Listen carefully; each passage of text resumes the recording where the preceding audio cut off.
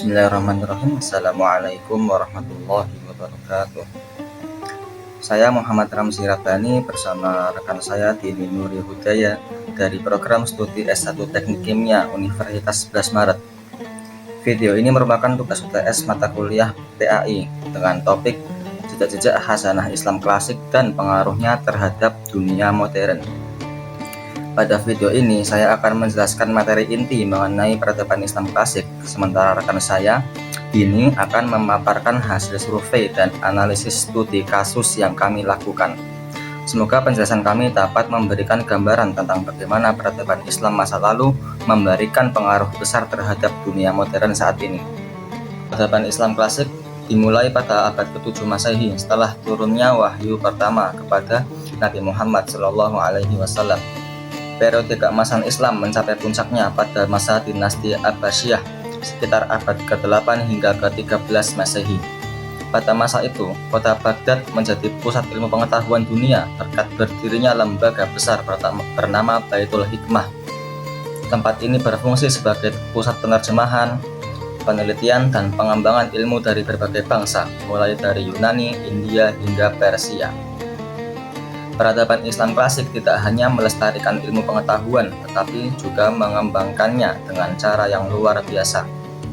Islam mendorong umatnya untuk berpikir, meneliti, dan mencari ilmu. Banyak ilmuwan muslim yang menjadi pelopor dalam berbagai bidang ilmu pengetahuan. Kontribusi ilmuwan muslim terhadap dunia modern. Beberapa tokoh ilmuwan muslim yang sangat berpengaruh antara lain, yang pertama ada Al-Khwarizmi yang dikenal sebagai Bapak Al-Jabar. Beliau menulis buku Alkitab Al-Mukhtasar fi Hisabil Jabr wal Muqabalah yang menjadi dasar dari ilmu aljabar modern. Dari nama bukunya inilah muncul istilah algebra. Konsep algoritma yang dikembangkannya juga menjadi fondasi dalam ilmu komputer masa kini. Yang kedua ada Ibnu Sina atau dikenal di barat sebagai Avicenna, adalah bapak kedokteran modern. Karya monumentalnya yaitu Al-Qanun fi Al-Tibb menjadi buku teks kedokteran utama di Universitas Eropa selama lebih dari 6 abad. Yang selanjutnya ada Jabir Ibnu Hayyan, dikenal di barat sebagai Geber, merupakan bapak kimia modern. Beliau mengembangkan berbagai proses kimia seperti destilasi, kristalisasi, dan filtrasi yang masih digunakan hingga sekarang. Banyak istilah kimia modern seperti alkali berasal dari bahasa Arab. Berikutnya ada Ibnu Al-Haytham atau Al-Hazin, adalah tokoh penting dalam bidang optik dan fisika cahaya. Ia dianggap sebagai perintis metode ilmiah eksperimental. Prinsip observasi, hipotesis, dan pengujian yang beliau gunakan menjadi dasar metode ilmiah modern. Selanjutnya, sumbangan dalam bidang budaya dan arsitektur. Selain sains, Islam klasik juga memberikan kontribusi besar dalam seni, budaya, dan arsitektur. Contohnya adalah Masjid Agung Damaskus, Masjid Al-Aqsa, dan Masjid Demak di Indonesia. Bangunan-bangunan tersebut memadukan unsur keindahan, logika, dan spiritualitas. Filosofi arsitektur Islam berfokus pada keseimbangan dan kesatuan antara manusia, alam, dan Sang Pencipta. Tantangan dan kemunduran. Namun, setelah masa kejayaan tersebut, peradaban Islam mengalami kemunduran. Hal ini disebabkan oleh berbagai faktor seperti konflik politik, invasi Mongol, perpecahan internal umat Islam, serta menurunnya semangat keilmuan. Pada masa itu, kegiatan penelitian dan inovasi ilmiah mulai terhenti. Meski demikian, warisan keilmuan Islam tidak hilang begitu saja. Karya-karya ilmuwan muslim diterjemahkan ke dalam bahasa Latin dan menjadi sumber utama pengetahuan bagi bangsa Eropa. Hal ini kemudian memicu munculnya Renaissance dan revolusi ilmiah yang menandai kebangkitan ilmu pengetahuan modern. Relevansi untuk generasi sekarang.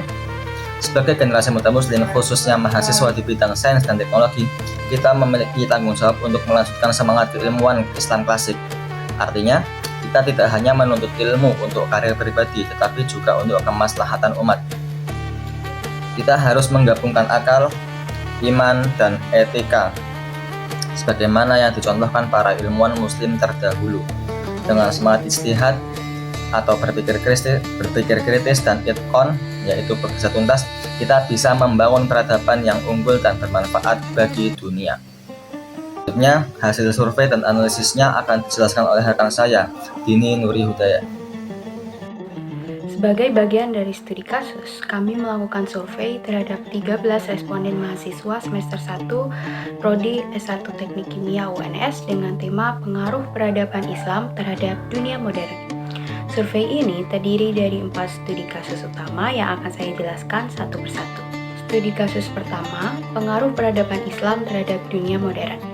Dari hasil survei, mayoritas responden menilai pengaruh peradaban Islam terhadap dunia modern sangat besar. Banyak yang menuliskan bahwa kemajuan sains dan teknologi saat ini berawal dari ilmuwan-ilmuwan Islam klasik seperti Al-Khwarizmi, Ibnu Sina, dan Ibnu Al-Haytham. Salah satu responden menuliskan, peradaban Islam menjadi jembatan yang melestarikan dan mengembangkan ilmu pengetahuan kuno hingga memicu Renaissance dan revolusi ilmiah di Eropa. Pernyataan ini menunjukkan bahwa mahasiswa memahami betul bahwa ilmu modern tidak bisa dilepaskan dari warisan peradaban Islam klasik. Studi kasus kedua, menghidupkan kembali semangat keilmuan Islam klasik. Pada pertanyaan kedua, seluruh responden sepakat bahwa menghidupkan kembali semangat keilmuan Islam klasik sangatlah penting. Mereka berpendapat bahwa semangat ilmiah di masa keemasan Islam yang menggabungkan akal, iman, dan etika perlu diterapkan kembali dalam dunia pendidikan dan penelitian modern. Beberapa responden juga menuliskan cara mewujudkannya seperti meneladani cara berpikir ilmuwan muslim yang kritis dan beretika, menghubungkan riset dengan nilai-nilai Islam, serta mengembangkan inovasi berkelanjutan di bidang teknologi. Contohnya, bagi mahasiswa teknik, semangat ini bisa diwujudkan melalui penelitian tentang energi bersih, teknologi ramah lingkungan, atau pengolahan limbah yang bermanfaat bagi masyarakat. Studi kasus ketiga, pengaruh ilmuwan muslim terhadap ilmu pengetahuan modern. Hasil survei menunjukkan bahwa 8 dari 13 responden atau 61,5% memilih sangat setuju dan 4 responden atau 30,8% memilih setuju bahwa ilmu pengetahuan modern banyak dipengaruhi oleh ilmuwan muslim klasik. Artinya, hampir semua responden mengakui peran besar ilmuwan Islam dalam membentuk dasar ilmu pengetahuan saat ini.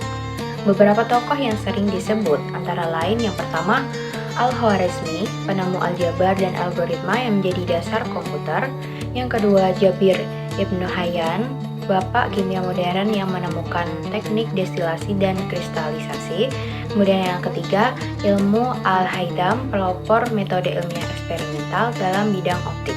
Metode yang mereka kembangkan masih digunakan sampai sekarang di laboratorium modern termasuk dalam bidang teknik kimia. Studi kasus keempat, langkah nyata generasi muda agar tidak terjebak dalam kemunduran. Pada bagian ini, responden memberikan berbagai gagasan yang sangat inspiratif. Sebagian besar menilai bahwa kemunduran peradaban Islam terjadi ketika umat berhenti berpikir, membaca, dan berdiskusi secara terbuka. Karena itu, langkah nyata yang bisa dilakukan generasi muda antara lain rajin membaca dan meneliti, menjaga semangat toleransi dan kerjasama, menguasai sains dan teknologi tanpa meninggalkan nilai iman dan akhlak, dan menghidupkan kembali budaya berpikir kritis dan ijtihad. Salah satu responden menulis, umat Islam dahulu maju karena mencintai ilmu. Kita harus meneladani semangat itu agar peradaban Islam kembali bangkit. Pernyataan ini sejalan dengan prinsip Islam bahwa menuntut ilmu adalah ibadah dan kewajiban setiap muslim. Dari keseluruhan hasil survei dapat disimpulkan bahwa peradaban Islam klasik memiliki pengaruh besar terhadap kemajuan dunia modern, terutama dalam bidang sains, teknologi, dan etika keilmuan. Generasi muda masa kini memiliki tanggung jawab besar untuk menghidupkan kembali semangat ilmiah Islam klasik, yaitu berpikir kritis, berinovasi, dengan niat ibadah, dan menjadikan ilmu pengetahuan sebagai sarana kemaslahatan umat. Terima kasih telah menyimak paparan kami. Semoga hasil survei ini dapat menginspirasi kita semua untuk terus belajar dan berkontribusi positif bagi kemajuan peradaban Islam. Wassalamualaikum warahmatullahi wabarakatuh.